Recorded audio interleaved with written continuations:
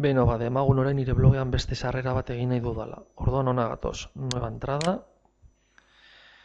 Demagun sartu nahi dudana argazki bat dela. Orduan, hemen klikeatzen dut.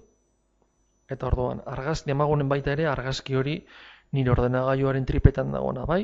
Orduan, elegir artxibos, eta orduan nire ordenagailuan bilatuko nuke igo nahi dudan argazkia. Vale. Gauza bera egingo genuke bideo batekin. Gure ordenagailuan dagoen bideo bat igo nahi izango bagenu, orduan, selekzionar, eta bideoa bilatuko genuke gure ordenagailuan. Kasu honetan, jarriko duguna edo goko duguna zer da? YouTubeko bideo bat. Orduan, desde YouTube, eta nik sartu nahi dudanaren o bideoaren izenburua jarriko dut.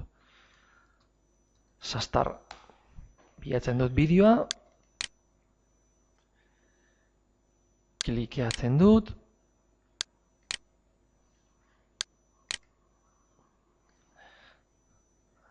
Itxartan dut segundito bat.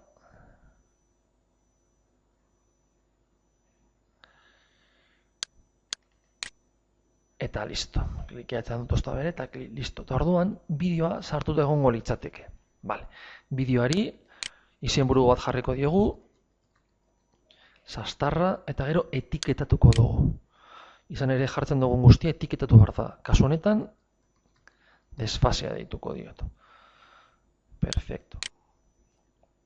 Itxarongo dut seguntxo bat eta publikatuko dut. Torreko nahi zona, per entrada, eta hemen agertuko litzateke azkeneko sarrera. Hau da, sastarra, etiketaz, desfase. Eta gure bideoa hemen egongo litzateke.